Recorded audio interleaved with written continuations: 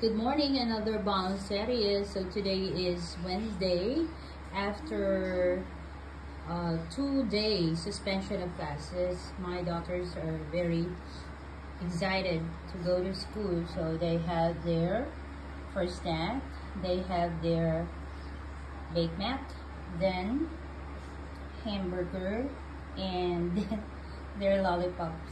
For another one, same as usual, they have their hamburger, baked mac, and the favorite of the youngest. What do you call this one? Gummy worms? Gummy candies? Gummy blocks. Oh, gummy blocks. I don't know this. Okay. And for their lunch, they have their fried chicken, magnolia fried chicken, and rice. And for their glow foods, they have oranges. I hope they're going to like this. I hope you're going to finish your oranges, okay?